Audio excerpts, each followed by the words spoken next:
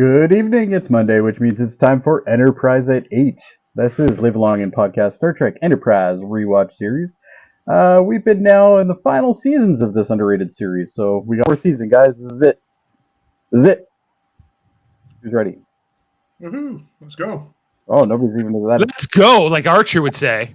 All right. Well, can't be afraid of the wind, Jody. It's been about 20 years. Oh, man. 20 years? Yes, I love that you weren't ready. What a great way to start this season. I just didn't. It only takes me. It was very close. It was very close. I got to take out one of my monitors because, I can't hear myself talk. So it's now I don't know how loud I am. Okay. Anyway, it's been about 20 years since this.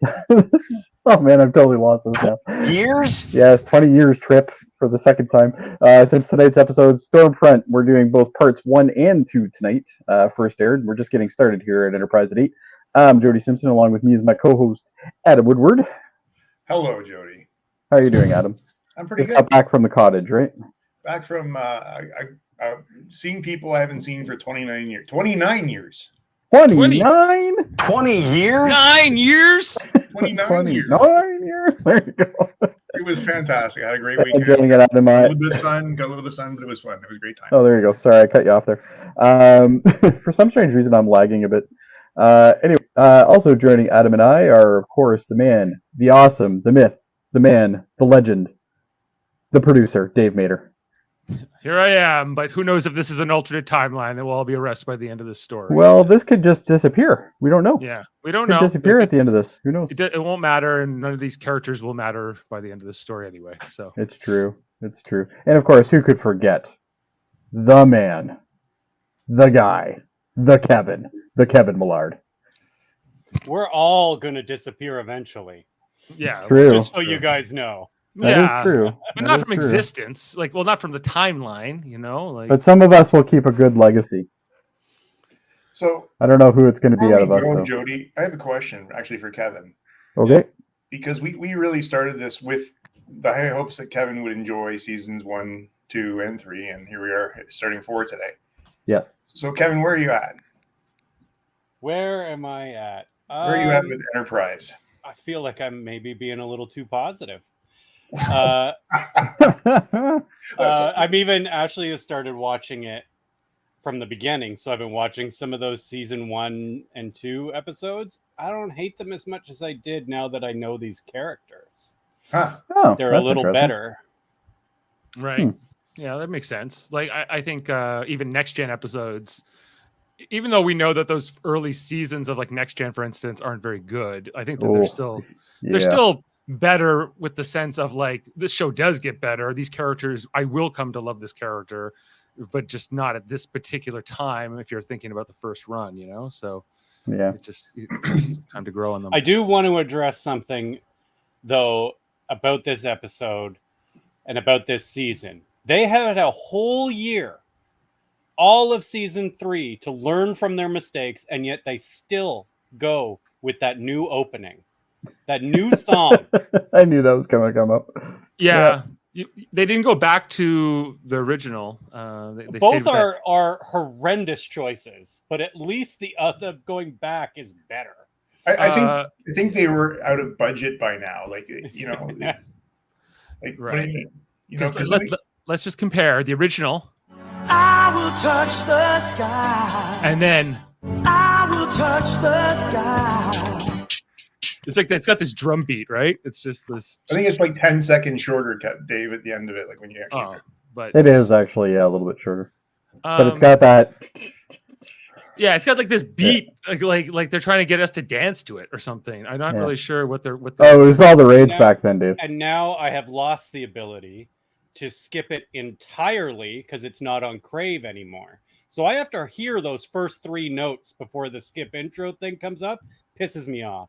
Every time. Yeah. I hate the song so much. Well, if that's your only complaint, I think we're still doing good. So one more question for you, though, before we start. When you look at, characters, and is there any surprises through the seasons that you've either come to like or hate, or maybe just stay the same or neutral through the whole time? Actually, let's elaborate on that question for 1 second. I'm liking Archer a little bit more than in the beginning. He's Okay, yeah, that's what I was going to ask. Me. Yeah, that was surprising. I didn't think I was ever going to like Archer. Right. And I still don't in these first seasons that I'm rewatching with Ashley. The first 2 seasons, I wouldn't say his character was very good. There's not much to like, you know. No, it's when the vengeful plot comes into play. That's when it's like that's when things get good. That's when he starts to get. There are some moments in those early seasons where he's more of like the Archer we know after season 3. But like the episode with the Andorians, for instance, that Yes. a couple episodes where he's a little bit more Kirk-esque. But in general, he's kind of. I think a lot of it was he was just riding on. It's Scott Bakula from Quantum Leap. Everyone loves him anyway. We don't have to worry about him. But when you're following so many good captains at this point, where Star Trek was in 2000, what year did we start? 2001? 2001. Yeah. 2001, yeah. I mean, we had, there was quite a back. You've got, Picard, you've got Voyager, or Janeway, you've got, Cisco. Yeah. So it's just interesting to see. Because I look back and I think it was a very weak start for this captain too. Like he didn't. It took until season 3. This show was the underdog to begin with. Like it was going to be the underdog. We already knew it was. Like the minute that they put this, let's be honest, he was a bit of a washed-up actor at that point. They throw him into this. Like Quantum Leap ended in what? Beginning of the 90s. Like the captain is a particular role. Like that's what I'm saying, though. Yeah. You were going into this now knowing that you're going to be icon. You're an icon forever. You're going to be. Yeah. You're the next icon, yeah. And that's why his story, the story he told every press junket was, they said, "Do you want to be the next Star Trek captain?" And he goes, "No." And then they said, "Do you want to be the one who's before Kirk?" And he's like, "Sign me up yesterday." Like apparently that was like a huge deal. He told every news outlet that at the time. Well, did any of you guys actually watch the Captain Summit? I did. I haven't finished. Like it's actually pretty insightful. There's a lot of interesting little tidbits, especially with him. Just the stuff like I guess he didn't really appreciate how big the role would end up being because of the fact that like the captain of a Star Trek series is huge. Like it's a big deal. Especially if he was going off Kirk. If Kirk was his model, then yeah, if Kirk is his model, then he's going to be doing it completely wrong. Right. And I think that shows. It was less huge in the beginning for Cisco. Like Cisco isn't in a lot of the first several seasons. No, he's almost a background character half the time. Yeah, with the exception of the first 2 episodes. I think in the first few seasons, was he like what was he captain of a starship? He was commander. He wasn't even a captain yet. He was just a commander of a space station. Like it. But anyway, so it was almost like that show had to grow up in like season 3 and 4 and then became like what it is. And I feel like that's what Enterprise was maybe trying to do. Yeah. Season 3 was definitely a turning point. Season 4, ends up being the last season, but I don't think, they were making this with the hope they were going to get at least a 5, right? So, they were already at the point where they thought that they were going to be canceled at the end of the season anyway. So they were trying to just get as many good stories in as they could. And that's why this season ends up being pretty good. Apparently they scrapped a whole bunch of episodes and like just kind of, I guess the original, they still had enough written for another season, but they had to kind of take some of the stuff from what was going to be the next season and put it into the season to kind of give you a little bit more fun.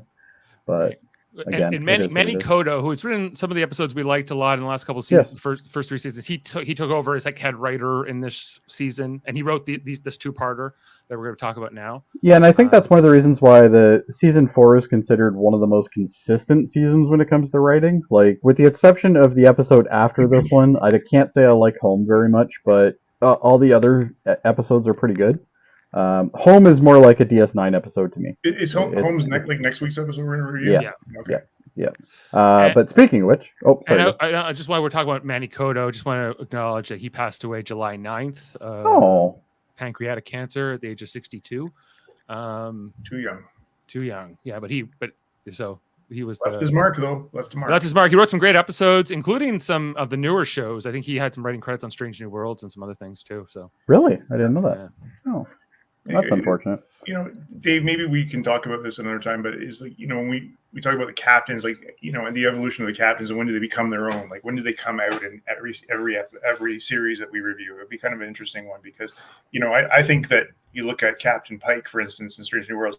right out of the gate. Like back in Discovery, he was out of the gate. Yeah, it was like the actor knew what to do with the part, and the writers knew how to write for that actor and that part right away. And I feel like with Archer, it took them better part of 2 seasons to kind of figure out who this character was. Yeah, Scott Bakula is not as good an actor. True, but he can do. He sings. He does la la la la, and all those like. Remember, like in the Captain 7. Yeah, we know how well singing episodes in Star Trek. He does like his. Anyway. Don't get me started. That's for a whole other podcast that might have already been done. We got 2 episodes to get through here. All right. Anyway, tonight's episodes, as I said, is Stormfront Parts 1 and 2. This is the 76th and 77th episode of the series. Well, that doesn't work at all. I guess we'll go with this one. But, Dave and I will just have to. You guys just have to lean over to one side or the other. Yeah. Anyway, let's get this moving. All right. Well, there's some recap here because it was a cliffhanger. So, and I wasn't here with you guys for the season 3 finale, but basically they blew up the Xindi weapon. Daniel said, "You can't die because you have to do important stuff, Archer," and Archer fought the Xindi reptilian guy, and then he pretty much tried to blow himself up. But guess what? Daniels didn't let him. And we saw in this sort of teaser for the end of season 3 that Archer wakes up at a Nazi prison camp, kind of what the beginning of this episode is, or part of it. Do you recognize the uniform? And then we see this scary demon-looking guy we'll learn is a Nakul in a Nazi uniform. And I think was this also in the season 3 finale where we got to see the initial part of the attack. Trip and Mayweather getting shot at by some Nazi planes in San Francisco. No, those are American planes. Those are American planes attacking them. Okay. Those are P-51s. So this part of the U.S. hasn't been taken over by. Yeah, that's the San Francisco right there, right? So. Right. That's San Francisco. Yes, I recognize it by that bridge. Part of the U.S. has been taken. Yeah, you only see that the northeast part of the northeast parts of the U.S. is the only ones that's taken over. Yeah, so we don't see Japan here at all in this story. Well, no.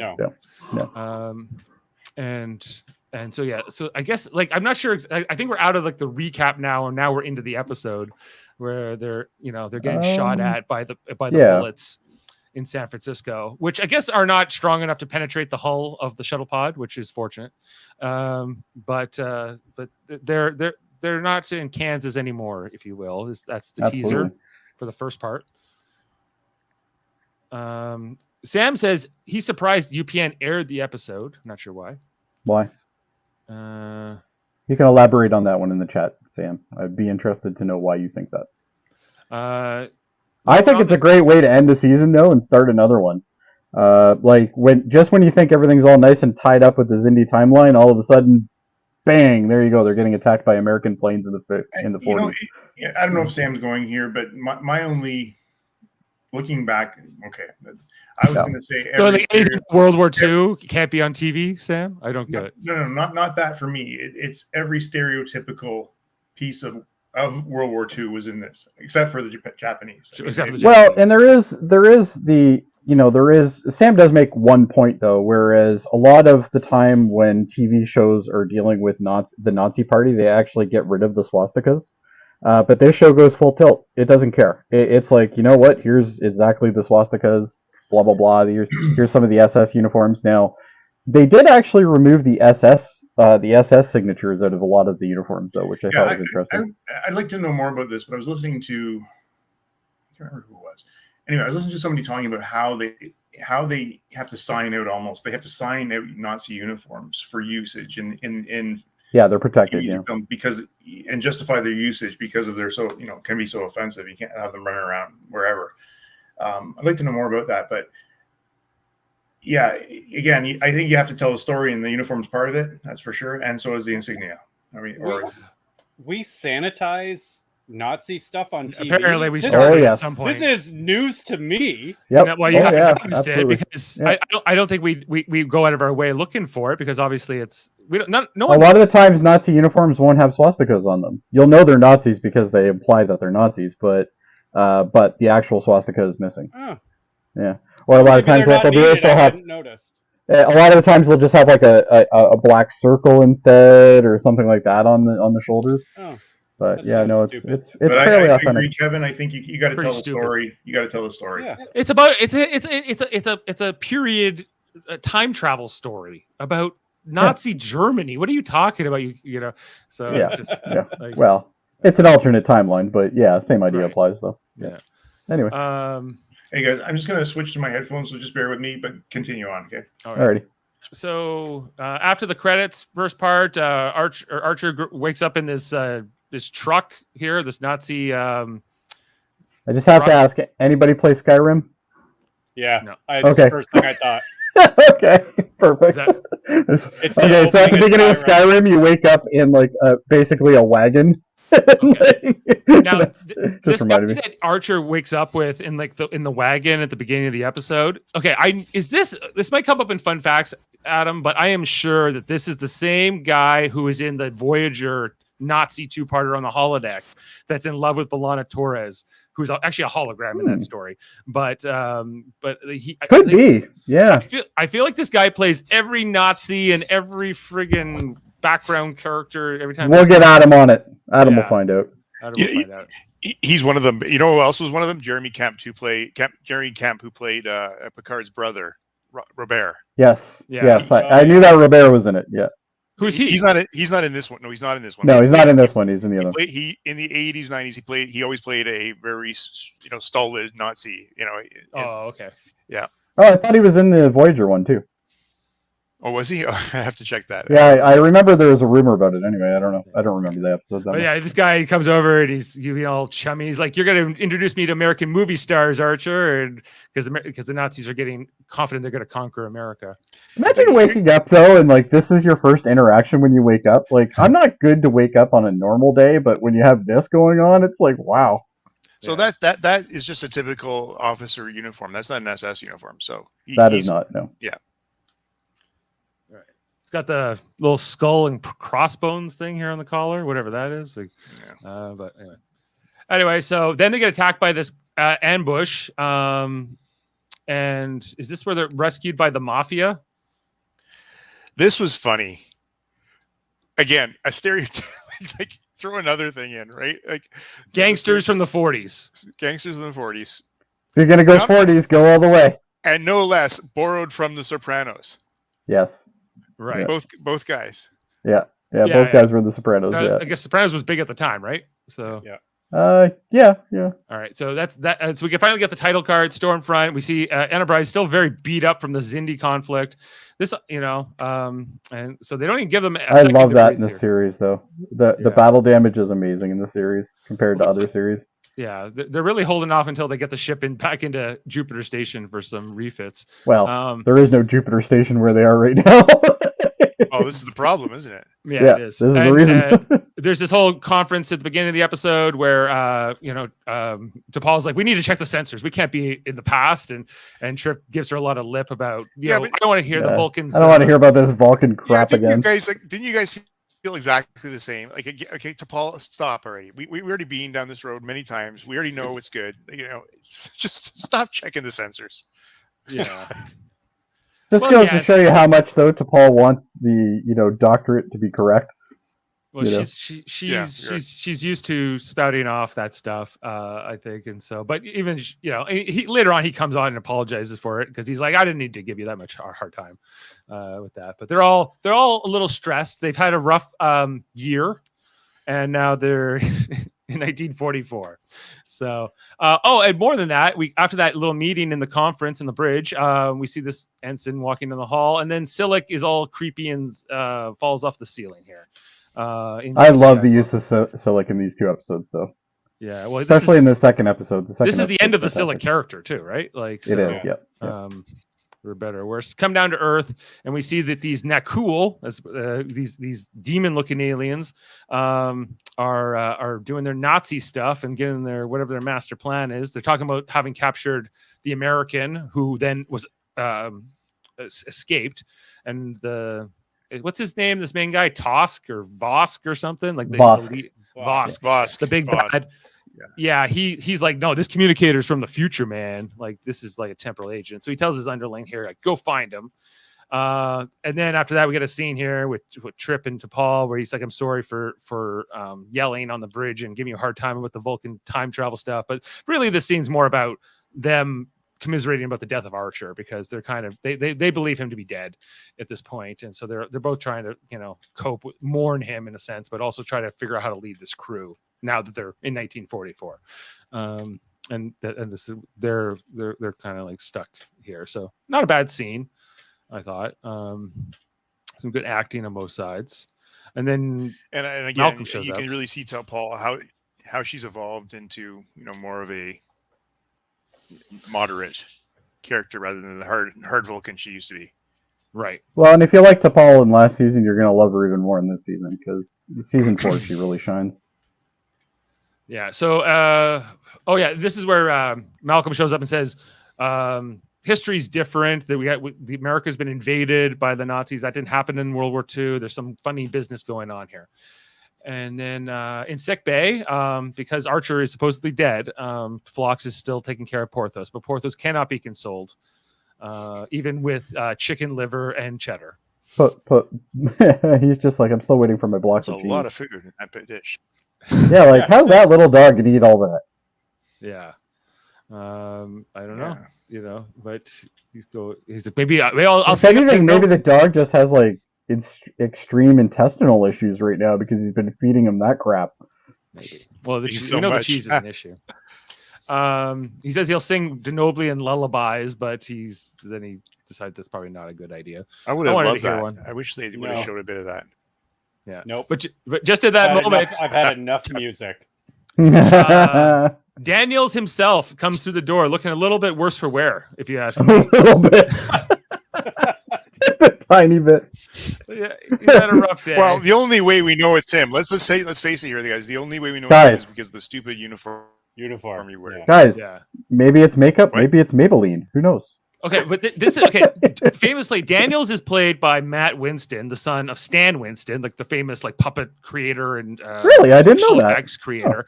Oh, And neat. this is like the first time that he's finally got some like makeup on or prosthetics or anything like special effect kind of driven. Because normally he just plays. He is just not fun to look at. No, He just looks like he hasn't regenerated in 17. I don't know what's more offensive, that face or that outfit. well, it is what it is. On the planet, on Earth, on the planet, our planet. Back in the 40s. Back in the 40s. I guess where is this? New York City? Is that where this is supposed to be? Yeah, Brooklyn. Yeah. Near Brooklyn? Because that's where Archer Brooklyn, landed? yeah, No- yeah. Okay. And so what's the name of this woman? I don't know. She's in both parts. Oh, I don't remember. she's got a fairly Hold on, give me a minute. like oldie Carmine? No. No, Carmine's No. one of the gangsters. Golden Mhm. Brooks. Alicia Tavers? Is that the character? Alicia? Tavers. That's Alicia it. Yeah. Tavers. Alicia Tavers. Yeah. Yes, thank Of you. course, Carmine is the is the gangster. It's the gangster guy. Well, Yeah. wait a second, Kevin. either that or this is what I'm Tony. saying. It's Carmine and Salvador. You Yeah. get both of them. Yeah. Yeah. They're a little stereotypical, but whatever. Whatever. It was the UPN in Yeah. 2004. What do you want? So Alicia, I guess, is a resistance fighter in this 1944 because New York has been conquered or occupied by the Nazis in this timeline because of what the Nakul have done. What was it? What does Reed explain that like Lenin got killed in 1916 and somehow that then set some things in motion for World War II? So anyway. So what happened was later they talk about this, but they were saying that he didn't get killed. And then the Bolshevik Revolution never happened, and then because of that, Hitler never saw the Soviet. They Union never as a invaded threat. Russia early. He never had to invade Russia, so then he was able to focus on the East, take over Like England and whatever. France and the Allies, and Yeah. then England, and then jump over. It's kind Well, of not Canada. it's an I neat like how premise. And Canada was man from fair. High Castle took it on too. Because if you look Oh, at it the was map, completely Canada right, has not been which was invaded. interesting. Oh, I love the fake history clips they put into the beginning of the second episode Yeah, we'll get to because that. it is fantastic how they've done it. Now, come to the White House. Or not so White House. This, however, not so good. Number one, they wouldn't park a tank out in the open. Okay. Censored the Nazis. Though. Sam, Hey Arnold was a kid show. There's probably a reason for that. In some countries, like Vietnam, the Nazi symbol is a peace sign. It is, but it's not tilted the same way. And is that fun? I don't know. I don't think it's fun. It's true. Okay, so yeah. So you see some of this footage here that they're cool guys helping with the Germans with their futuristic technology, blowing tanks up and Taking out a T-42. Yeah, Nice. and then this is one of the German guys that Vosk is working with. You get to see the map. Okay, so you look at that map. Yeah, so there's the him. map. Yeah. Canada's not invaded. No, Well- we're too tough. But we were in the war before the Americans, so I don't But know. if you happen to know, up at the top, it's labeled, the United States. So they don't normally put geographic information on the other states when you're looking at the one. So this is But only by the America. same token, I mean, We could be. England. They said that England hadn't been invaded and was conquered. So I mean, Yes. typically we would have been. But in this map, it really what it should have been where the line was drawn. Really, but anyway. Right. Well, it would make sense that Ontario and Nova Scotia and all this would fall too. But like, but yeah, it just I see this in a lot of So can you go stuff back where to that? So the battles are really in Ohio, and it looks Yeah, like right now it's like- the front is yeah. now to Ohio and to Pennsylvania. Well, they mentioned that later on in one of the episodes, right? They As far actually as talk how about how this- there's like an offensive happening in Ohio, and But I noticed this. There was a show called Revolution years ago that like was about this dystopian future, and it also had a map of America, but very much the same is like where we live in Southern Ontario is always kind of carved out. Because I think Americans can't look at a map of America and not understand. Like it has to look at that shape, or they're not going to get it, or something, or at least some of them won't. And so they always just kind of leave Canada sort of. don't be offending our American viewers. Is that offensive? Do we have American viewers? Probably not. I don't know. Anyway. So I just I kidding. did. I love the uniforms though. I'm a big World War II guy, and the weaponry that they used was fantastic, except there for you go, obviously the future stuff. Yeah, that's actually a really good shot. Yeah, Kentucky, Ohio. But if you look Tennessee. up here, like this part of Michigan is still U.S. held, so maybe Canada is okay. We're fine. There's a Great Lake there. I don't know. Nazis didn't bring enough boats. It's fine. Anyway, so these guys talk a lot about whether their alliance and working together and whatever. I don't know. It's whatever. And then on sickbay, this is Daniel's being examined by Phlox and Paul. I'm not a doctor, but he shouldn't have all that green shit in his chest. That would be No. my guess. That looks like that's not supposed to be there. Yeah. But Phlox says he's probably gonna be dead in a day. Like there's a lot of cellular damage here from this time travel shenanigans. Whatever he did. And one of his teeth are like way the hell up there. Did you notice that? Yeah. We'll come back to Daniels, and then back in New York with I guess Archer and the gangster, or here come the gangsters, right? I'm wondering see what them- set they used for this. I'm guessing it's the same one. I feel it's that like the they same use one for they all used these for things. Piece of the Action in the '60s. Like I'm almost wondering. Yeah, it looks like the same set. it does look very similar. Yeah, and that's supposed to take place in the 20s, but yeah, it's kind of like the same deal. Yeah, Archer's still in the apartment here, and then the mob guys show up here from Sopranos, but they're good mob guys. Everybody, they're fighting, even though Italy was an ally of the Germans as well. But they're definitely with the American side, the American resistance here, and they're businessmen. they're businessmen. But they seem to be the only one left to fight. The Nazis are screwing up their trade routes. That's the biggest issue here. Right. There's all their things. Archer getting guns pointed at him a lot in this. But he's tough. He doesn't. I like how he doesn't even flinch though. He's just like a gun. Unless it's a phaser, I'm not interested. I suppose not. No, I think Archer's ready to die. I think he's He's got this kind of death wish thing going on, doesn't he he? does now. Yeah. He's like the new Malcolm. He's the new Only a Malcolm. He's little the new Malcolm. only a little less creepy. But you know, a little less. That's it. there was no reprieve, like nothing. They went right from Zindi, blowing up the To Zindi, to this. Yeah, he needs a vacation. I cannot catch a break at all. Like, just like, can we stop by And- Ryza for a and couple he's- days? Like, come on. And I think he's pissed because I think he thought he was dead. Yeah, He he's was like, on that shit. thing. Yeah, why would you let me die? You know? Why do I have to keep Is this living? a dream? Is this a dream? Like, Also, Daniels told me I have this great future where I get to be president. That doesn't sound fun. I'd rather die on this ship. So did I miss how Archer ended up on the planet? no, you didn't miss anything. He just all of a sudden is there. Okay. I guess. Well, they kind of explained it a little. Basically, when when he screwed up the Zindi plan and blew up the thing, it changed the timeline again, and he got thrusted to Earth essentially. Well, but Daniels did this, right? And Daniels brought. Daniels ended up taking him to. Yeah, Daniels wanted him in that location. Okay. Because didn't the Zindi Aquatics bring Enterprise home? Yes. yes. Okay, and so when they got off with the Zindi Aquatics, then they time traveled, but they didn't realize it. Essentially. Okay. No. It's Star Trek. It doesn't always have to make sense. Yeah, but I mean, you're going back to Earth, expecting the warm welcome, and then nobody's answering. That's what the problem was, isn't that? But the Zindi Aquatics were okay. But the Zindi Aquatics were part of They were of that while the time shift was happening. so they would have So to be, as they're traveling, the time shift there'd have to happened. be a severance there at some point. Yeah. Assuming the Aquatics, when they got back to where they were going, they're like, "Holy shit, we're in the wrong time." Right. They're in the wrong time too, technically. But whatever happened, Daniels kind of admits he's responsible for all this. Well, his Play-Doh face, I think, is what really admitted it. But yeah, he's oh boy, he's having we a rough already go. know the audience knows that Silik's here, but I don't think anybody else knows Silik's here yet. No, right? nobody knows No. Silik's here. Yeah. Okay. And so like Daniels doesn't die here, but he in the scene he sure looks. But he's got a blue thing in his head, so there's got to be a problem there. Yeah, he's not doing well. He's pretty weak, and T'Pol's having a rough day in command. Back on the planet, you got Vosk and his buddy here talking about how they don't think Archer is from the future. How do people feel about Vosk? I like Vosk. Okay, so first of all, let's talk about the makeup. Do you I guys like the it? makeup. I like Makeup is good. I like the face, but I do not like what they did with the head and the back. It looks too plasticky to me. Well, I don't know if yeah, you have a shot of that, Dave, but I'm sure we have one somewhere.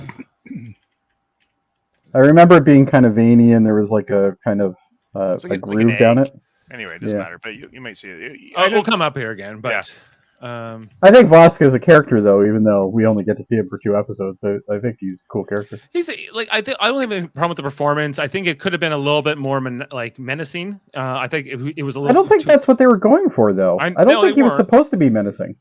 I guess not, but we're told that I don't know. It just I didn't feel it. I didn't have the feels for this guy. As a villain. So I liked him as a villain. He was more like a businessman. Davan, if you're listening, we should put him on the list for villains, but I don't think he's going to make it very high up on the No, tier list. He's not a tier list. That is our He's next a plan. villain. We're doing antagonists for our S tier rankings. I think you need to call it Trek tiers.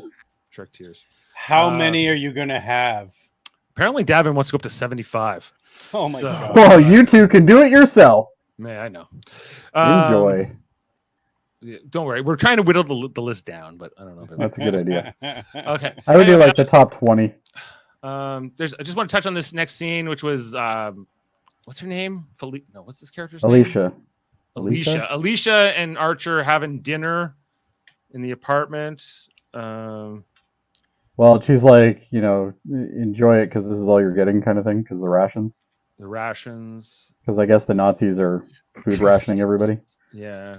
I don't know. I really didn't care about her character this much in the story. You know what I loved about her character?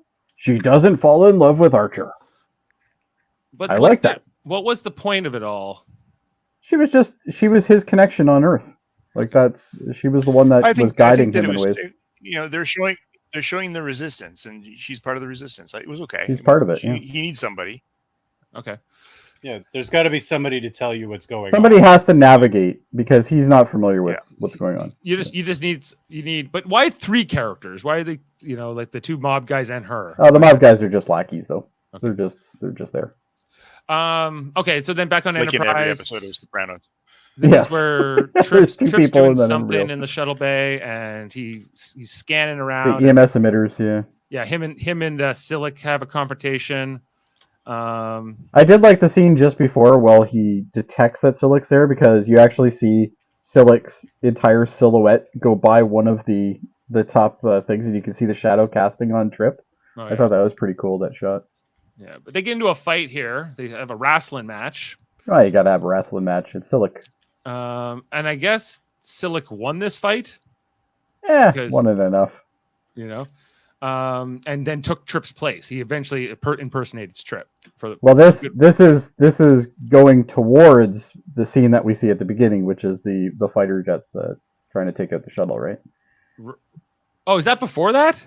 Yeah. What? Oh. Yeah. So this So scene when where they go down in the shuttle, that's the second After time. this? So no, but the shuttle when they get attacked, I'm almost positive happens after this. Well, let's see when we get But to in a that. way, it doesn't actually make sense then. The shuttle does go down in the next scene here. Yeah, the And Enterprise. that's when they get shot down and crashed. No, the Enterprise shoots the shuttle as it leaves because they know. Oh, because Silic's Silic's on it. That's right. Okay. Yep. Sorry, I mixed those two up. Yeah, this is That's the my second arrival of a Trip character to the planet.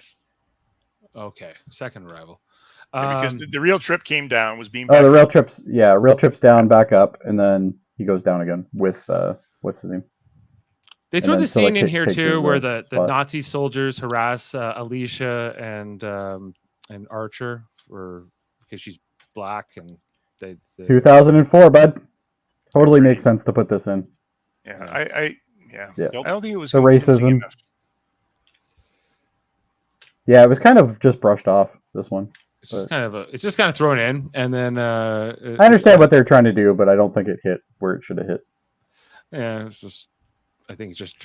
But people who lived during 1944. 2000, Well, the only reason it doesn't land is because it makes it seem like it was a minor inconvenience. Right. Yeah. Racism was a minor inconvenience. Yeah, it feels a little. Yeah, it doesn't. Yeah, it feels like and there quite was convenient. blatant racism for the Middle East in Like- 2004. Compared to everything that they're dealing with in this story, it's like it's not good, but it's like there's a lot else going on. And so it's just like just one more thing. It's like I already knew Nazis were bad, and racist and all that. So, but throw it in.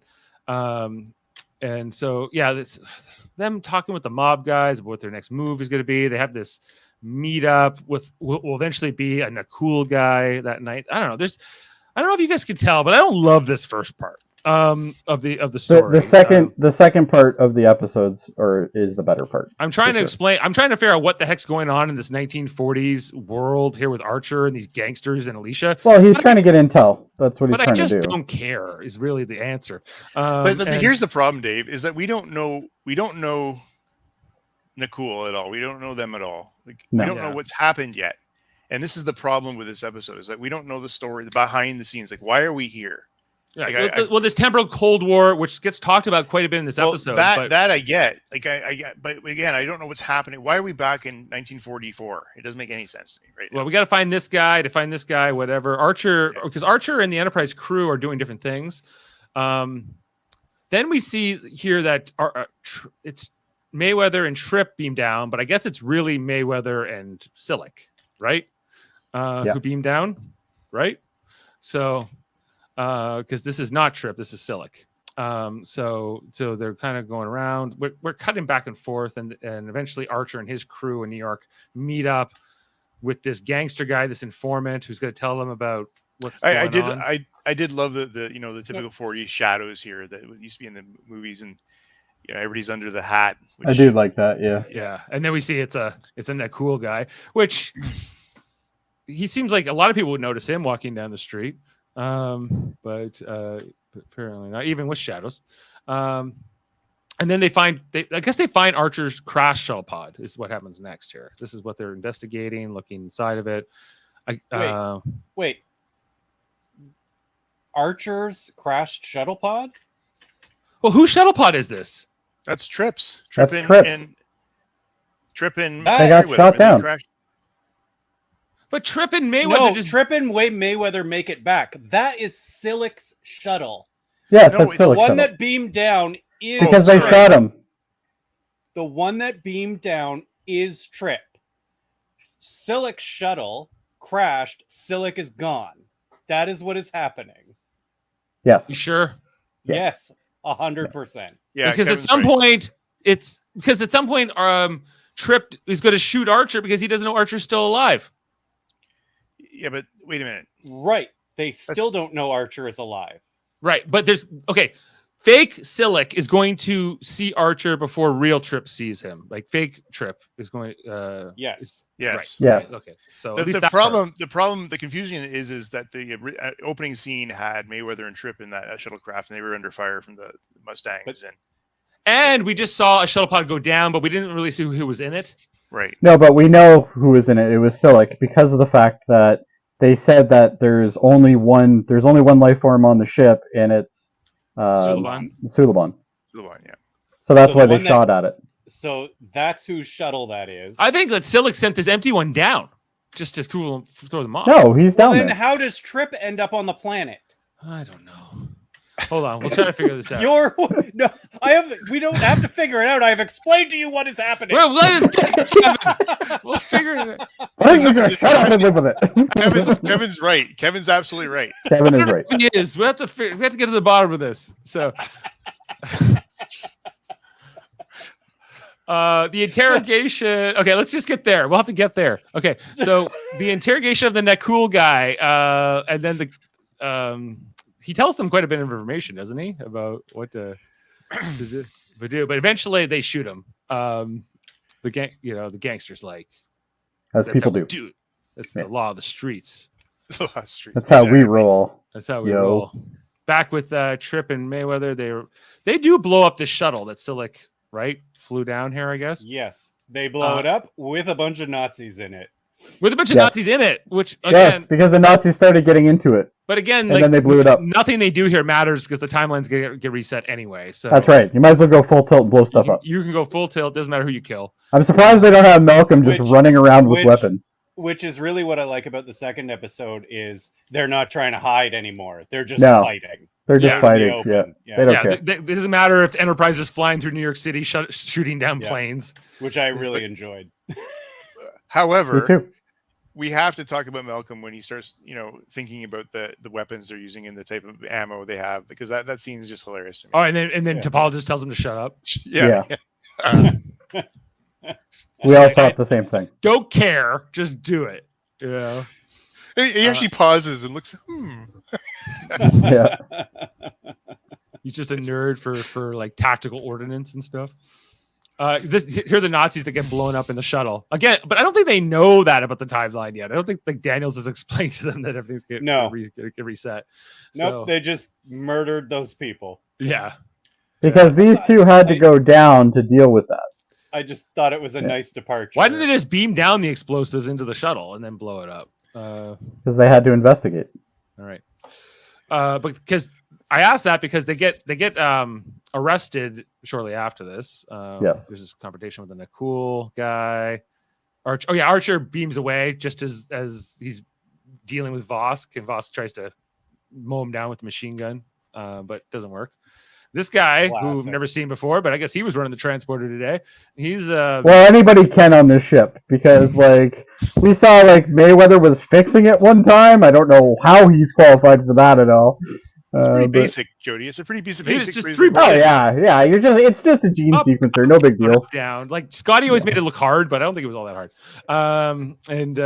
Well, Scotty says in one of the motion pictures, right? He's like, whatever they ask for, just double it, and then that way you always look good. So Alicia gets it'll take 5 hours when it only takes 2. Alicia gets beamed to the ship, so she's kind of like so many of these Star Trek time traveler characters, a fish out of water. She did not look surprised at all. No, she's like, this is no. I can't say that actress really portrayed that very well because, if you're from the 40s and you've been attacked by the Nazis and stuff like that, and then you get beamed onto a starship, your mind is blown. But right? aliens, she's already seen an alien, so a little less. But she blown. just had a weapon, a machine gun, aimed and firing at her, and she firing at her, and she lived, and there's no bullets in her. Yeah. Anyway, whatever. Anyway, so when Archer comes to the bridge, and then to Paul, these looks she gives Archer when she's like, well, she's like, how the hell is he alive? I thought this was my ship now. That. What? Look at that. Yeah, she's like deer caught in the headlights. She's tearing up. She's very happy to see him. Well, she has emotion. She is resisting giving him the same treatment as Hoshi. She's resisting a hug. He wants to give him a good old cuddle. Yeah. Yeah. So, but she's happy to see him, as happy as a Vulcan can be. Oh, I think so. Yeah. And then they're back at it. They're conferring. They're walking and talking. They're looking at readings. Archer gets his Porthos back, thanks to Paul, or thanks Phlox. He's like, "Don't worry, I'll never leave you alone again, Porthos." And then Until next time. Until next He's time. like, oh, and hi, Phlox, how are you? Goes to see Daniels. Do they talk here? I think they do. Yeah. He's like, stay alive.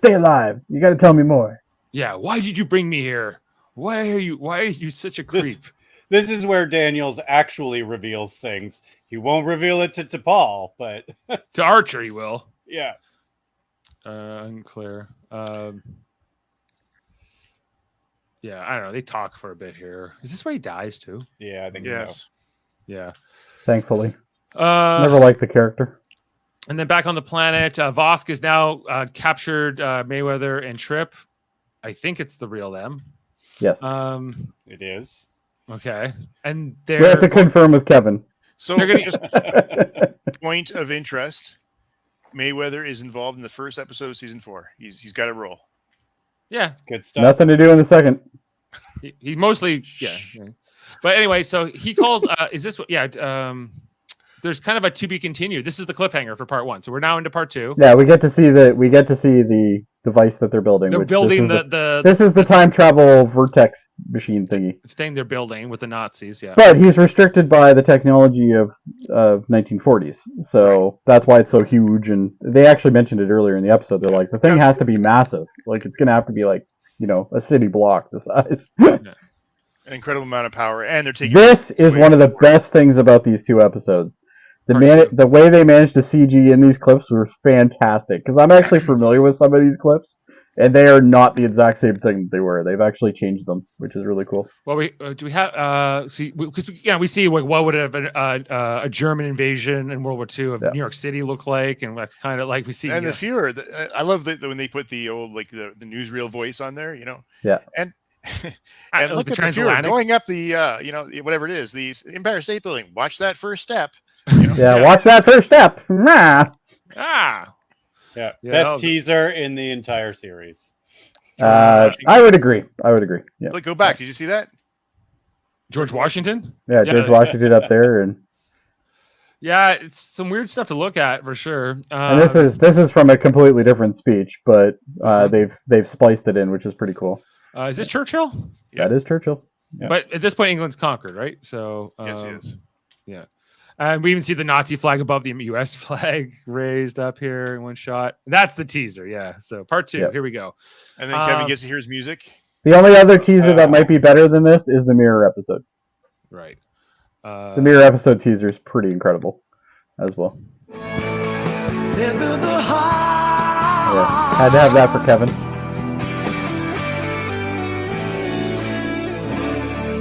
Oh, doesn't it make you want to watch it again?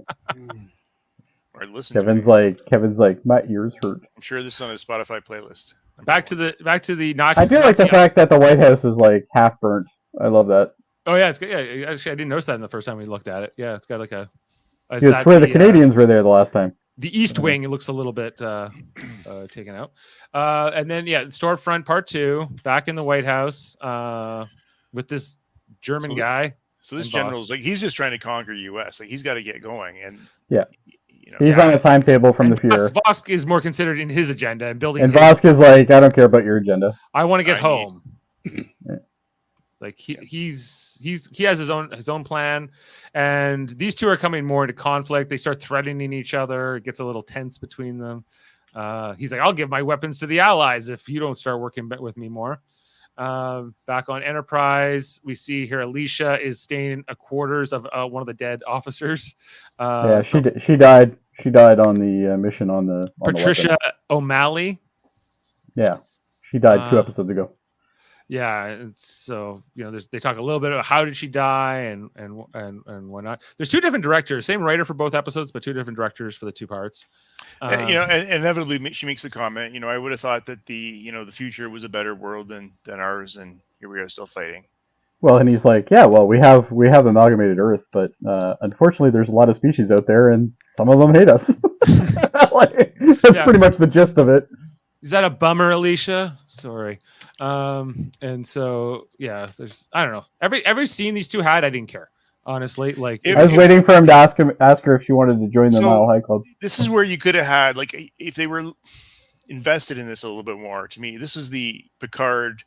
Can't remember the Alfred Woodard Lily. character in Lily. content. Lily. Lily, thank you. that was a good character. That was a good relationship. This one, If she acted like Lily did, that would have been better. Had some personality.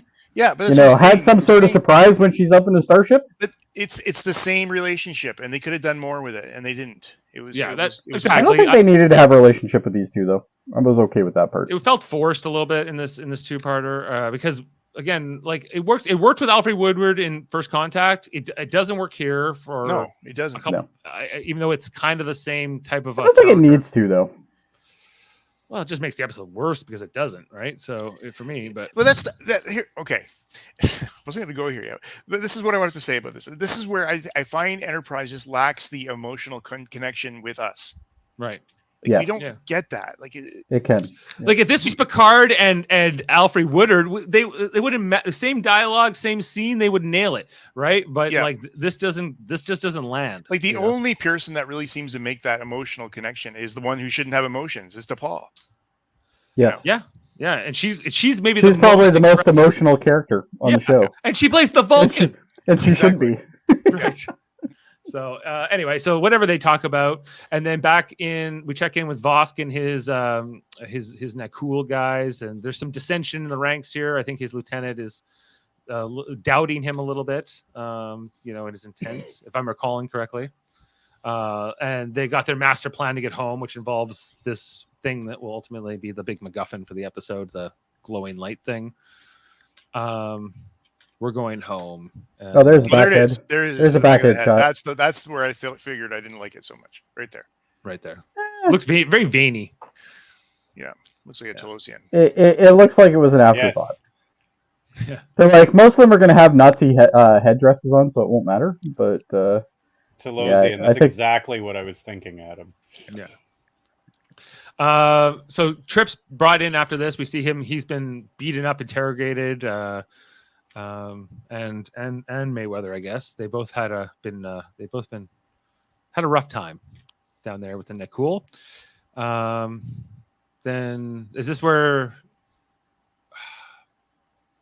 What's his name? I don't even remember this conversation because every time Malcolm's on the screen, I'm just like, meh. Maybe this is the conversation where he was explaining how the war and the timeline were different. I don't know. But anyway, they get the first real conversation over the communicator between Vosk and Archer. They're kind of negotiating back and forth.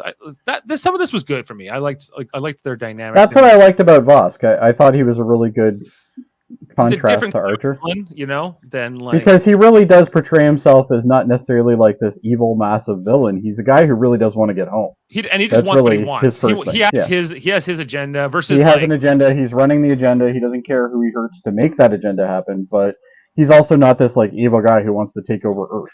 compared to he's like not- he's not Golem, into who it. were in the Zindi, who were Yeah. malevolently wanted to. They kill wanted us. to be the absolute. Yeah, Right. they wanted to be the absolute Right, end of us. So, yeah. so this is everything here is a means to an end. Even the It Nazis. almost feels like he doesn't give a shit about humans. Like he doesn't care. He doesn't care at all. He doesn't care. He doesn't give a He would shit. Yeah. easily be teamed up with the Allies as much with the Nazis. It just they're more convenient to work with. I think. Whichever one he could get his hands on first. Right. Yeah. So he agrees to this parlay. Archer agrees to a parlay with Vosk in the woods, where he's gonna like give him his people back.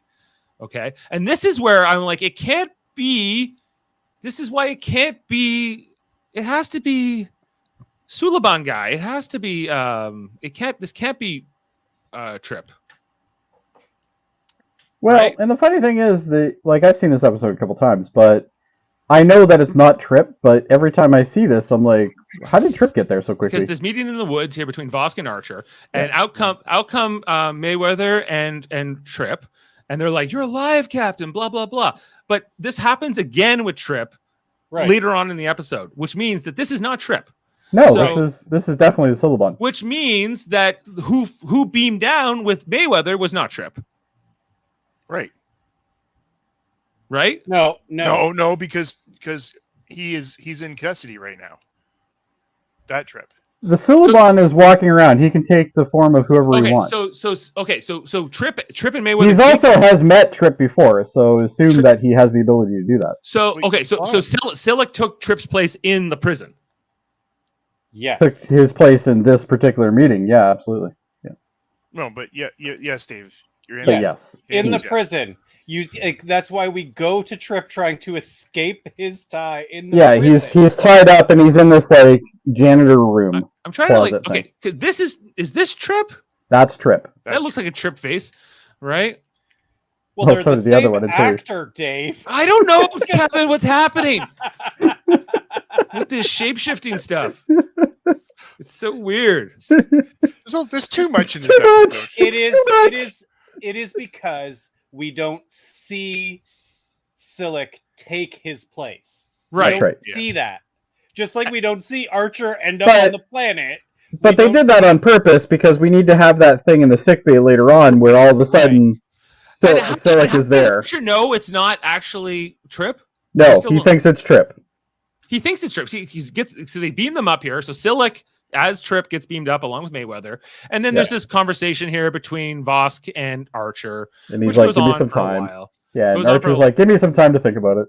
Yeah, and so they kind of part ways here, but they're not on best terms. It seems like they are not going to. But again, Vosk isn't like threatening him. He's just like, you need to do this. This is what needs to happen. Right. Because I need to make my agenda work. Right. Right. And yes. That's what I like about this character. I think it's a good character. I don't think he's this evil vampire madman or anything. He's not my least favorite antagonist of what Star Trek has thrown at us. He's barely an antagonist in this. Yeah. In my opinion, but yeah, he's fine. And then back on Enterprise, in the sickbay, and so I don't know. Maybe Phlox figures it out with the scans or something. Well, Phlox does figure it out because Phlox goes and he goes, if you notice, Phlox walks over with Archer a little bit away from the two guys and he starts talking to him about something. And if you notice when he points the scanner actually has that disc that Silic is walking around with. Right. So he's detected because Silic, where's Silic going to put that disc? All right. Right? But Well, it's probably in him somewhere, right? Keystering it. Yeah, well, he's probably, he's fingering with his finger FedEx, FedEx, stretchy butthole, probably. Yeah. So but I do love how Archer just is like looking at him and then he like tackles him and then because at this point he knows it's Silic. He's like, whoa, wait a second, no, he loses every fight to Silic. Every fight. Oh yeah, and then every fight ever. A couple of Makos just shoot him in the back. They're like, well, I love that. He just Trip runs out of the thing because it still looks like Trip. And these two Makos are like, fuck him, we're going to take him down. And they just take him down. They don't care. Pop, pop, and that was it. Right? They're essentially like, the kids that get the power at the pool, like when they're lifeguards, they're like, no running. That's basically what they did. They're like, no running. Yeah, just zap his ass. And then Mayweather's like, how long have I been hanging out with Silic for? We're not sure either. We're not exactly sure either, Mayweather, but wait a second. That wasn't genuine? Oh. Yeah. Right. And here I thought we were buddies. Yeah. This scene after here with Alicia and one of unknown gangster number 1 gets shot and killed, and the other one lives, which is this guy. I don't even remember her coming back down to the planet with Archer. They don't do a very good job of showing them coming back, Dave. We know this. Yeah. Actually, that's a very good point. Like, wasn't she just on the Enterprise? She was on the Enterprise, yeah. And then Archer went down, so she must have went down with Archer. They have a conversation, and she says she's going to go back home. So they don't show us that she's gone back home, but from the dialogue, you can it was implied. Infer that they sent her back home. He said, "I can send you anywhere the war isn't," and then she said, basically, it's not much of the world's untouched. But anyway, send me home. Yeah. Just send me back to Brooklyn. Yeah. Send me back to Brooklyn. And no sleep till Brooklyn. No sleep till Brooklyn. Again, okay, so they have a conversation there. Back on Enterprise, Silic in the brig, and then Archer comes to see him. So this brig has to be like airtight because this guy can slip through anything. So there must not be any cracks under the doors or nothing. I think they designed this with him in mind because they knew that they might have to. Strong enough. You might be right on that because I think in the first thing they talked about how they had to build a brig or something. Yeah, they didn't have this initially. Or not this level of. Well, they had a brig, but they didn't have this. Yeah. Yeah. It was sort of like base cannons, they didn't have those. I do like the Silic character. Next Tuesday, I think it's Adam. actually kind of a mistake. I think that they killed him off in this episode because I feel like that there was probably a lot more potential here. I think that like when they initially had him, they thought he would maybe be the gold ducat to his, to him, but I think I never pictured him as Galdecott. Galdecott was more of a mind fucker, and I don't think Silic is. Silic is different. I don't know what a good comparison for him would have been if they had continued on with him beyond this episode, but maybe Moriarty. Maybe. Yeah. Yeah, like I just think he was like I liked this idea of them teaming up in this episode. I thought that was kind of a cool idea. I also like the fact that later on in the episode we get to see him without all the makeup, so he doesn't have like the he just gets to look as a human cantaloupe head like he normally does. Yeah, they're like, here's your gift. After 4 years, we're gonna let you not have this. Yeah, we're gonna let you run around with Archer without makeup on. All right. There you go. Not look like whatever this is. So they agree to work together. And then we see, Trip's still down on the planet. Here's real Trip. Trip's still down on the planet, tied up. I like his little climbing thing that he did, though. He climbs up the pipe and then he kicks the light to get the glass. So I guess like Silic stuck him in here. Yeah, well, this clearly isn't a holding cell. Like there's nothing that says holding cell in this. Like this is a utility room that he's been locked in. So I'm guessing Silic must have thrown him into this room, and then taken his place, right? And that's the real Trip. That is the real Trip. Okay, I'm just trying to keep track of who my We're real just making Trip sure is you know which Trip it is. That's all. And who my fake Trips are. That's all. Like, that's right. I don't think there's any more fake Trips in this episode, so I think you're okay. Okay, good. So Vosk is like, "Hey, Archer, did you think about my offer?" And he says, "My answer is no." And then they start firing at each other. I think. Yeah, he starts. Yeah, he pulls out the old phase cannon that he happens to have, which he doesn't have to wait until Tuesday to get. Right. So that works out well. And then he fires back at Silic too, doesn't he? Or him? Yeah, he fires back, and then they're like, "Well, I guess we better move the ship because he can still shit us." Yeah. Normally, you'd take a couple shots and then move the ship, but they waited. So Archer then goes to get Silic, and they kind of really agree to team up here, I think, because they didn't. Well, they both have a common goal. They both need to get back, right? Yeah. So. And he's like, "Well, I hate Vosk more than I hate you, so I will do it. We'll have to get you some civilian clothes." They give him their little plan here. Well, I like how he goes down as a Suliban, and then he transfers himself into like the normal human version of him. Yeah, he beams down in this form, right? Yeah. Yeah. They're like, "Don't worry, Archer. We're gonna give you that hat. That's really gonna help sell you as the 1940s version."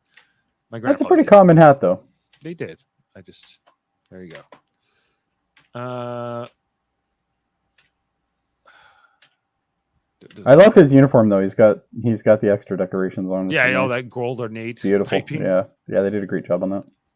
I'm assuming it's probably just borrowed, but probably. I don't think that's a made up one. Let's see. These bad guys. Creepy as an actor wearing those. Trip trying to escape. I do like this scene, though. I like the fact that he like shimmers his way up the pole and then he kicks the thing to get the glass. I thought that was very Mission Impossible. Quite good. Oh yeah. And here's Silic in that human form down in New York City, trying to figure out. I don't know. Then there's a fight. I think. Best review show ever. Well, there was stuff there. It happened. 2? No, we're on 2. Are we still on episode? This is. We're well into 2. We're on 2. Yeah. Okay, we are. We're about halfway through 2 right now. Yeah. Thank goodness, because I thought we were still. No, we're on 2. So at this point, Dave, just to catch everybody up, there's a lot of dark. There's a lot of dark. They're looking for the warehouse. They're looking for the warehouse. They got to go and Yeah, where the time machine is. Yeah. Do you guys know where the secret time machine is that the Nazi aliens are building? No. Okay. Okay. Move on. Yeah. Well, because he finds Sopranos guy and Alicia and whoever back down by the garbage fire. And then back on Enterprise, T'Pol's in command. Don't know what she tells Reed here. I think this is where he's talking about the ammo. Oh yeah, must be. They talk about the dead gangster that they got killed, I think. And he's I like, don't "Why know. should I trust you? Why should I be going and helping you?" Silicon One of my the guys is gangster, already That's dead. the conversation right there. Silicon the gangster don't There's like my each favorite other. conversation with Malcolm. Malcolm? I think Adam's running behind again. Oh.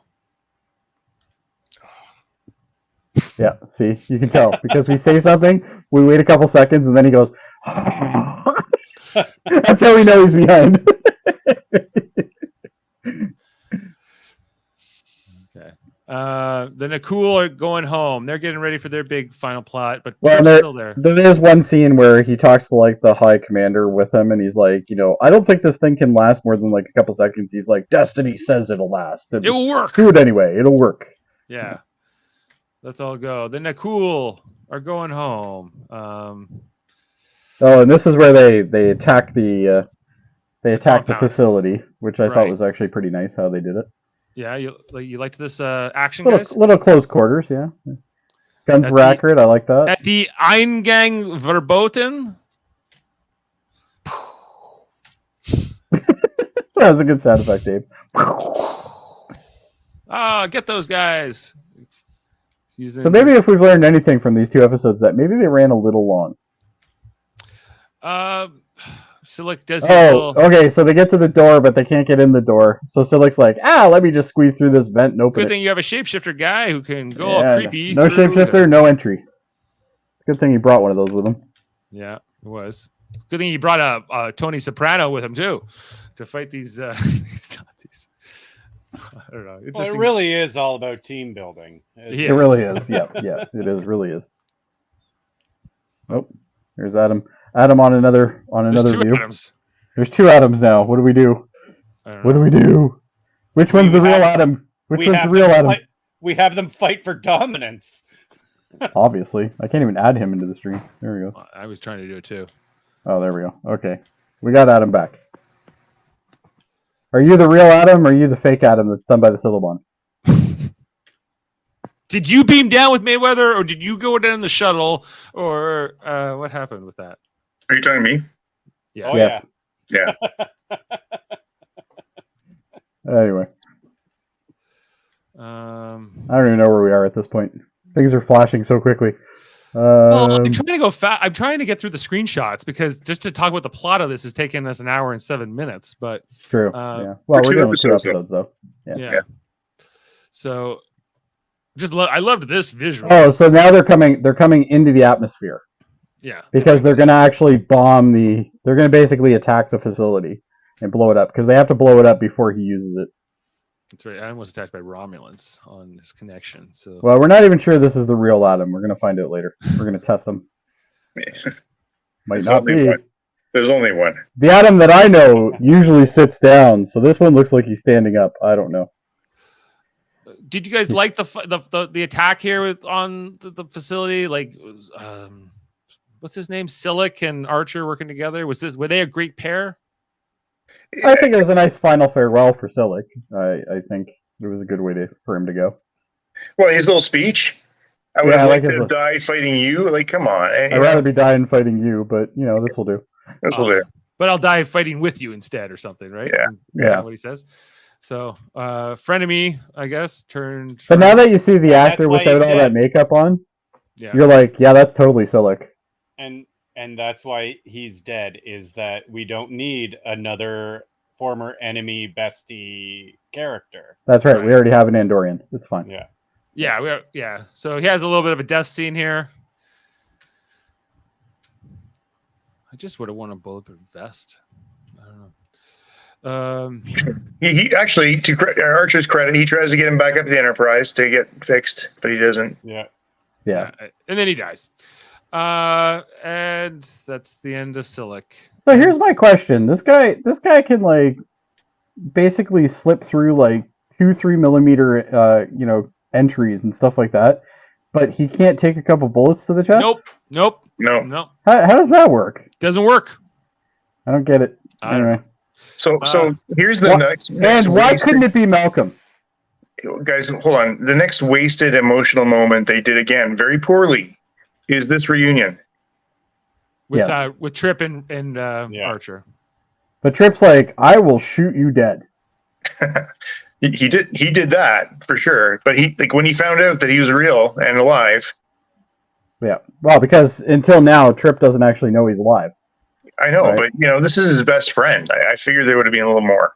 That's A all. little more Well, emotion. Yeah. But I also think he knows because he was attacked by Silic. He knows that Silic is there, so this could be Silic. And this could be Silic. Right. Yeah. But after he finds out that it is Archer, he doesn't have the emotional reaction. Well, I don't Not think when they have it's time mad. for that right now. He's I like, think the he's like, emotions come later. Dead Silic's When? over there. And then When? We're not going to be watching then. So do it now. yeah, while you're on screen, instead of giving me a scene with Carmine Falcone and Alicia earlier talking about their shot leg or whatever. This is about as good as it gets, Kevin, right here. That's as emotional as it was. I don't know. It looks like he's willing to give him a bit of a kiss here. Well, okay, sure, Jody, I give you that, but it wasn't. Didn't feel it. I didn't feel this. Yeah, me either. It was and lack of feeling a bit, yeah. Enterprise kind of flies down and joins in the fight. I guess the sun's coming up as this is happening too, right? So Well, we saw as Enterprise was entering the atmosphere. Oh, this is the funniest retreat ever. He said, "Pull back!" And it sounded awful, just really lame. And they only pulled back like to the end of the alley. They pulled back to behind the cars. Yes, it was. I like how they're only fighting with handguns. Too. Okay, number one, those are like 30s Fords. Like, honestly, you probably are okay standing behind them. Like, those things are tanks, basically. So maybe you might be all right. Who knows? Maybe all right. But I'm pretty sure if they blew up the facility, there'd be a lot of like stuff flying at them. I think this is when Archer says goodbye to them, or no? They see the planes flying overhead. Well, the planes are going after Enterprise, right? They're Right. all trying to get Enterprise at this point. This is where Malcolm talks about the bullets. yeah. He's like, they're shooting us with like 50 millimeter bullet shells. He's like, it's barely doing any damage, but still. And T'Pol's like, whatever. He's like, shut up and get it done. Yeah. So I don't know. It was kind of neat to see Enterprise flying in the air. I guess. So those are Kursk, which are German planes, and they're dive bombers. So Yeah, there's Stukas. Yeah. yeah, Sukas. Yeah, Kursk is one of the main areas. Well, they could have flown into one of like the cracks inside of the hull there. But they're actually shooting, the green stuff at them too. I mean, it Well, wasn't they're even- shooting photons, and that's what he says. Oh, I think they've upgraded. Yeah. Then Nicole gave them some fancier tech or weapons or something. Yeah. We see their big weapon is powering up, and they're getting ready to do Basically, some big, huge nacelle by the looks of it. yeah, some whatever their big plan is to time travel. They're about to do it. Well, they're going to quantum leap. That's what they're going to do. Meanwhile, you got Enterprise flying by the Empire State Building. That was a cool scene, I thought. The to see. phase cannons popping out, them fighting. It's a good thing that they fixed those phase cannons in season 1. They wouldn't be able to pull this off. Right, but they're mostly blowing up these Nazi planes, upgraded or not. But it was kind of neat in a way. Well, I think the intention was to bring Vosk back, because if you notice, you don't actually see him die. Right. He's like about to go through the teleporter thingy. Like, that's about as far as you get with him. Right. And that's it, But right? we're told he dies. We're told he's dead. But, We're told he's dead, yeah. But because suddenly Daniels is there, he's no longer dead, and he's back in that suit you guys love, and it's now he's got. It's my no favorite. makeup. It looks like the outside of an air conditioner. It's amazing. I actually kind of think he looked better all melty and shit. Yeah, for What? sure. What's wrong with Matt sure. Winston? But I like the fact that the timeline as it's being restored is going back from like old eras, and it's actually going through. You see like shuttle launches and stuff like that in the background. I thought that was pretty cool. They're going like right through history. I mean, you got everything. Yeah, there's the Concorde there. And we see for another time in this episode, Archer, that end scene from the last episode of season 3, when he's running in that, you see it here. Oh, do you? I never noticed that. Yeah. Oh, you even see like 9/11 pops up. Yeah. Electric cars, yeah. The electric cars there. Electric cars. Moonlanders, ISS. And then Enterprise and. Not sure what that is down at the bottom. But Oh yeah, Right here. there. Oh, it is right there. There you go. I didn't see that. Screenshots got it. Save the day. So right, but okay, but Archer is just like Daniels. I never want to see you again. Like he's not too happy with Daniels. I know, but Daniels is like giving him accolades, He's going like, thank you for honoring us. It was an honor serving you with you. And then all of a sudden, Archer's wants nothing to do with it. Just send me back. He's just like, go away. Stop calling me. Stop calling me. Stop calling. He's like, lose my number. I'm not interested. Yeah. And with that, like, it's like all of a sudden, like Archer's on the The bridge. wave hits, yeah. And this wave hits, and he's like, okay. They're back to where they should be. Oh, I like this. I like the ending. I like that wave. That wave was kind of neat. How they did the this. wave was neat. Yeah, I thought so too. And then, hey, it's Earth. We're Yeah, back. and then we have that tension where he's like, Hoshi, like, check the channels kind of thing. We're in the right place, but we're in the right and time. she doesn't respond for the first couple seconds, so there's a little bit of tension there, and then all of a sudden she's like, everybody's calling. Earth's calling. Everybody's calling, Yeah. No Daniels. And No she Daniel? says that with much more emotion than Well, look at her. She's got like a big smile on her face. She's like, See? yeah. What I would have really liked to see here, guys, is actually hearing the voices. Like, welcome home. You did a great, all that sort of chatter one after That's another. at the beginning of the next episode. Yeah. Yeah. Because they're friendly faces, and then I like how there's like this big fleet there, Vulcan ships, and You don't see a problem with this? Why are there ships near Earth? There are never ships near Earth. I know. Ever. Well, this Kevin, is there's no before war. Kirk. Exactly. They're not needed right now. Why didn't any of these ships help Enterprise in the Expanse? Because they were being built. Oh. Duh. All right. You actually get to see a sister ship too. It was up at the top left hand corner. Columbia? Yeah, it's there. Oh yeah, you can kind of see it up there. Yeah. Yeah. Yeah. Okay. And then there's a shuttle that kind of docks, and we just kind of see them fly with a little bit like the Voyager ending, just flying to Earth with a fleet. God, That's I hated that Voyager ending, but that's a whole other story. I'm There's never just covering screenshots. Voyager, just so you know. All right, We covered the entire story and everything that happened. And that's we it, figured out- gentlemen. And I got to the bottom of when Silic was Silic and when he wasn't. So thank you. You know what? That's Dave, real. you got to the bottom of that. Yes. I'm not sure you had anything to do with it, but anyway, that's I'm fine. at the bottom, so I'm good. So You know what? Sometimes you gotta throw the dog the bone. It's fine. You can have it. I thought it was very clear until Dave started talking. Now I'm confused again. I think Dave confused it. I think it was completely clear until Dave confused it. Yeah. you know what?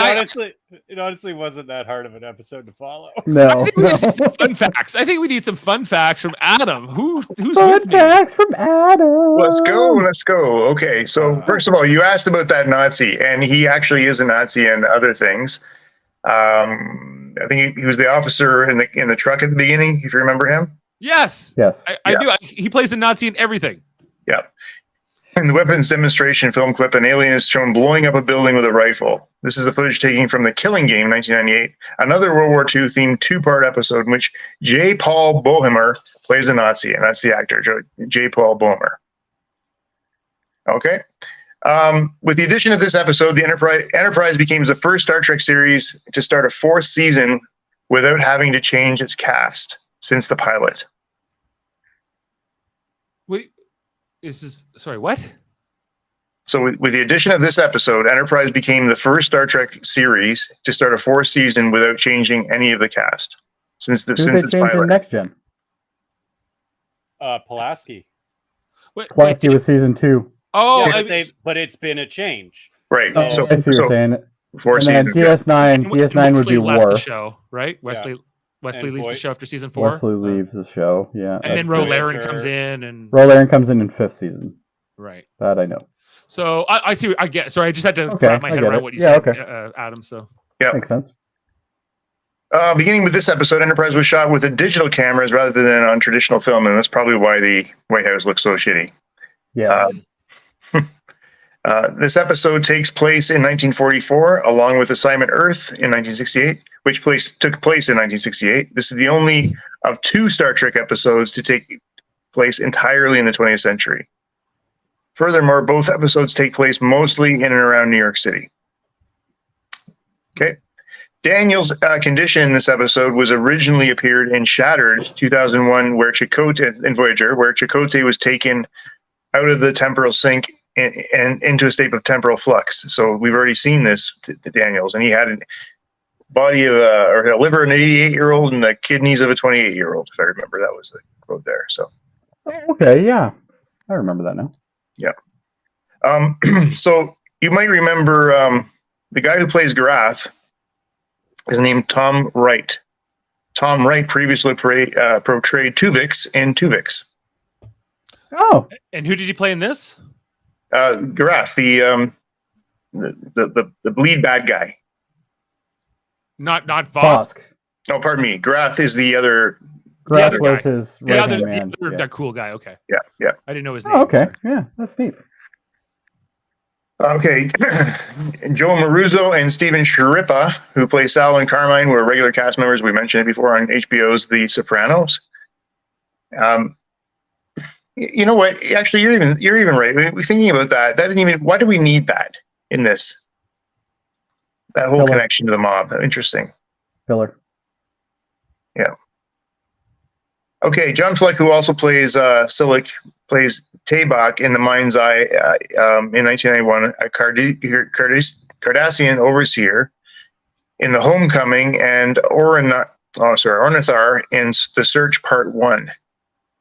So Mind's Eye. That was the episode where Jody gets his visor taken over, right? Was that Yeah. the one? Yeah. So yeah. Yeah, and then they send him back to the ship, and then he gives up the secrets of Enterprise and their shield frequency and all that. Okay, and the video shown on the projector is stock footage from Star Trek Voyager Season 4 episode, The Killing Game, specifically when the mortar is being fired at the holographic Nazi headquarters in St. Clair, France, in 1941, is as dictated by the radio broadcast heard by Torres, decoding the message from Allied High Command. So lots of usage here. And I've got a couple other little things here, but not a lot. Following Cold Front in 2001, this is the second episode which Daniel apparently dies. But it doesn't. Yeah. Daniels never dies. He dies, but he never dies. He Phases out, and then he comes back again somewhere else. Yeah. Yeah. And for what it's worth, both episodes have the word front in them as the second word in a two-word title. And then finally, the destroyed shuttle pod may be Shuttle Pod 2, as it did not appear until These Are the Voyagers in 2005. So we're going to see that. Yeah. I got a couple of fun facts too. Let's hear them. Ooh. Details Fun facts discovered. with Dave. Oh, sorry. Never mind. Details discovered by Dave. Okay. That scene there was some digitally altered stuff, like we saw, Hitler with the Statue of Liberty. But one clipping was not digital art. A seldom seen actual 1930s meeting of the American Nazi Party depicts a Nazi rally before a stage bearing Nazi banners on either sides of a full body portrait of George Washington. This imagery was That was real? That was real. Oh, That no was kidding. That was not doctored. The imagery was taken from the mass demonstration of true Americanism event held by the German-American Bund, which occurred at Madison Square Garden, February 20th, 1939. Wow. So that I didn't know. That was completely real. This was the end of the temporal Cold War, a storyline featured throughout the first three seasons. I concluded with this episode. It's apparently unpopular with viewers, and the writers wanted to focus on new arcs.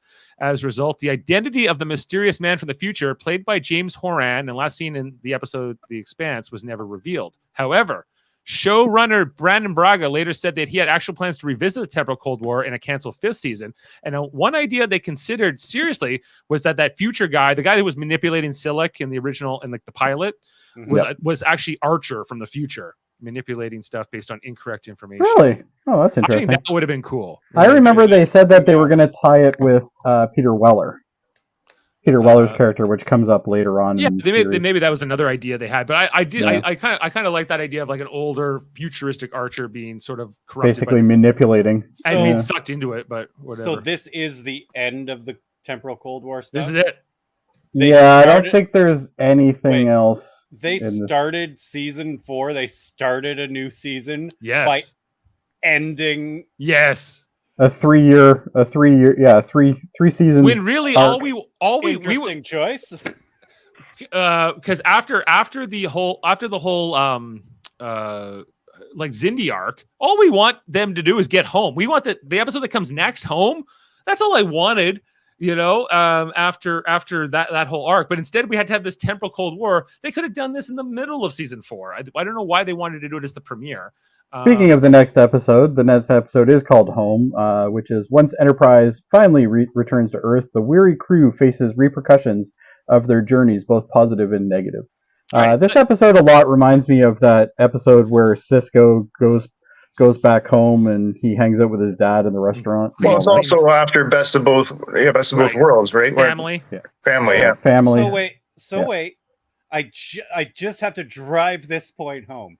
So these two episodes have nothing to do with the rest of the season. Yes! This premiere of this season has nothing. It's essentially just the end of They're just wrapping up stuff from seasons. This is the end of the Temporal Cold War, and then we're going to get into there's two other arcs that happen. Let's go to ratings. Oh, no wonder this show was canceled. He'd already decided at this point. He was done. Okay. Who wants to go first? Jody, you got a rating, or do you want to? Yeah. Okay. I will. For the first episode, I'm going to give that a 7.5. Okay. And the second episode, I'm going to give an 8.5. All right, Adam. All right, I have something like I just, again, when we saw the teaser of the World War II stuff, I was enthralled again. I was like, okay, I'm ready to go, and I just didn't deliver in any aspect of this whole thing. So I have to rate both together. Not together, but I'll give it the same score. And I'm giving it a 6. I just felt there's so many opportunities to connect with the audience here and the characters, and we just missed everywhere. And then Kevin, you just pointed out, like, we just spent 3 years on, now it's over. And it meant what? Exactly. Well, keep in mind though that the Temporal Cold War is a reoccurring arc. It's not something that we were giving a solid. This wasn't a solid story through all 3 seasons. And they could have come back to this if there had been a we season touched 5. on it. It's the same thing of touching on like Wesley coming back from the academy and then leaving again. But it would have No, been like it's not the same thing because that is not the premiere of a season. A 2-part episode. Not just the season, the whole show though was built around the Temporal Cold War, right? It would be like in It was one of the arcs, yes. If they just forgot about the prophets and the wormhole and they said, "Don't worry about that anymore. Now we're just focusing on the Cardassians. That's all that matters." Like it just would be weird. Anyway, my rating's next. First part, 6. Second part, 6.5. There we go. I was expecting more build-up. Actually, no. First part, 5.5. I don't even like it. 5.5. Don't tempt me, Kevin. I'll lower this rating more. So, I think maybe you should. I think 4's for both. It has nothing to do with anything. But you know what? The good thing, Kevin, we don't have to look at that stupid Daniels uniform anymore. True. All right, You should be giving it a point for that. Give them both 4.1s. It's my first time I've given a 0.1. Devin's giving both parts a 6. And Okay, So I gotta rethink this then. Sam says 7 and 7.9. So he didn't really like it either, which is You know what? strange. You know what? You guys really are starting to touch a bone with me here. Which bone? Well, I didn't break any, thankfully, but I definitely hurt some stuff. You know what? I'm gonna drop Stormfront, the first one, to 6.5. Okay. And then the second one, I'm gonna do 7 because I did like it a little bit more than the first part, but not much more. And you guys keep making very good points. So yeah. Okay. So season 4, not to a great start with this. No, but that's okay. Literally none of it mattered. The villain never comes back. They wrap up stuff that we're never going to see again. Yeah. Like, this is a season premiere, a 2-part of the final season premiere. And I think at this point they already knew that they weren't going to be getting another season after this. So I think they were just trying to. Yeah. I'm almost positive I read something about that, but yeah. Okay. I would have to look more into that. So Home comes next, where they actually go home. That sounds way more interesting. It deals mostly about like racism and stuff like that as well. You mean more than the Nazi episode? Yeah, sadly. We got Anyway, two Adams. okay. We keep getting more Adams. Where did all these at? There's Adams, then more Are Adams. you the Silic Adam? Wait a second. Which Adam is the real Adam? Oh, we don't. I don't know what's going on. I don't know either. I'm good. Is that the real Adam? Is that the fake Adam? We don't know. Daniels has got a hold of him. Yeah. But you know what's more exciting, Dave, than all of the Adams that we can possibly handle in one night? All the other shows that we have All on our this other podcasts. vast Well, podcast network. well, I'm glad you say that. Hey, Adam. Oh, Adam's back. Adam, do you know where Live Long and Podcast? This channel has all kinds of great Star Trek podcasts all the time.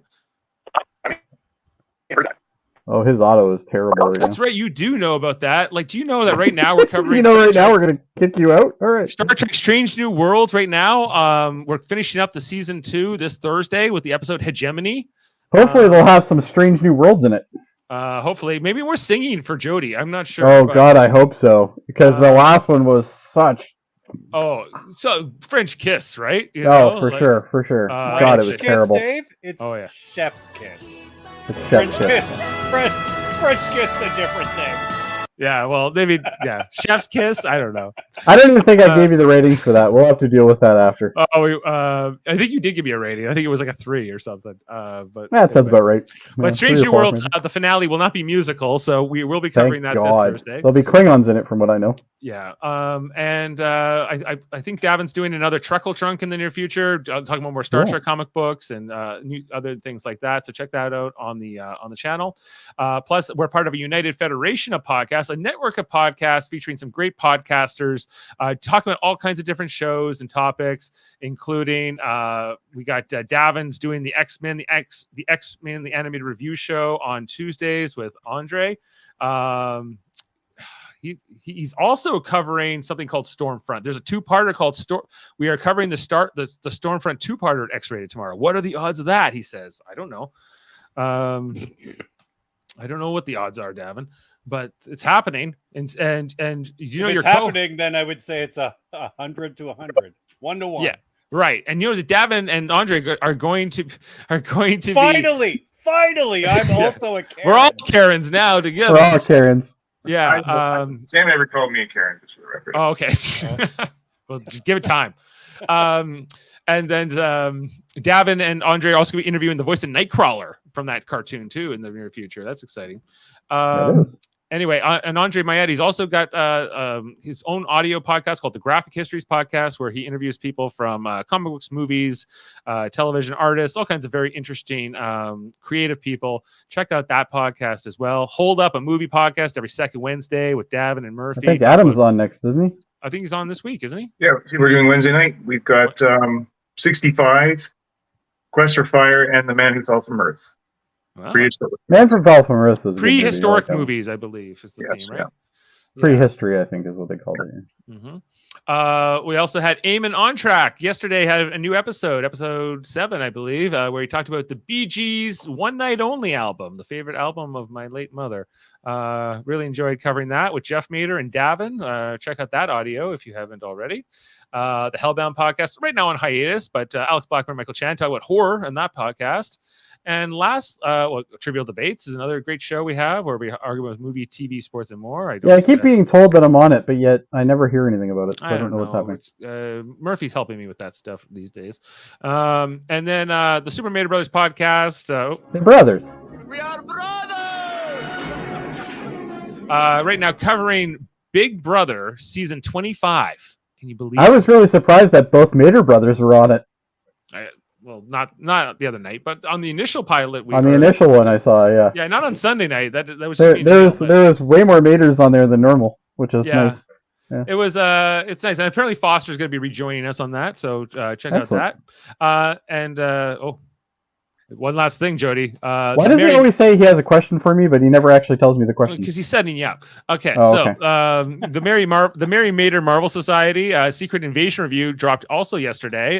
Talking about that show with like Samuel Jackson. I didn't even watch it, but I'm guessing you guys said it sucked. We didn't like it too much. Yeah. Spoilers. So. I couldn't even get through it. I was like, nope, I'm done. Right. And is this the next Trivial Debates? I think this is it. No, that was the last one. Oh, that was the last one. Okay. I don't know. Yeah. Those are all the shows. I'm done. Yeah, because there's supposed to be an Office-themed Trivial Debates, and I'm supposed to be on that one because I love The Office. Yeah, And, I know that I is keep coming getting now. told that it's coming, but I don't know when it's coming. So. Murphy's working on the scheduling. I have to follow up with him on that. Basically, Jody? everybody, there are shows. You figure it out. What is your favorite type of Star Trek episode? I like exploration episodes. I like new Strange New alien Worlds. episodes. I like Strange New Worlds when there actually is a Strange New World and not a singing episode. So that's what I like. I like. What if it was a You know Strange what? New Worlds? I watch Star Trek because of the science fiction of it all. There you go. There you go. I like when kinds of they science get fiction. possessed by candles. Only when they have sex with them, though. You have to have relations. If there's no relations, Kevin's out. Spider monsters and weird fish people. Kevin only likes the ones where there's relations with candles. I like when their brains get taken out and they go, brain. What is brain? What is brain? That's a I great still love that episode. episode. I know. That episode's amazing, but for the wrong reasons. I know. I was like, this episode's amazing, and then I gave it like an And 8. it's so terrible. And his reaction on that podcast, he's like, "You're not serious, David." He's Oh, just it's a like- terrible episode, but it's so much fun to watch. All right. Well, guys, I'm going to play out here with my favorite little clip from this particular episode, and we'll see you next time here for Home, this episode 3 of Star Trek Enterprise Season 4. Perhaps a Denobulan lullaby will improve your mood. Yeah. On the other hand, my singing would often drive my children to tears. Just like the musical episode. See you next time. Oh, I was tearing.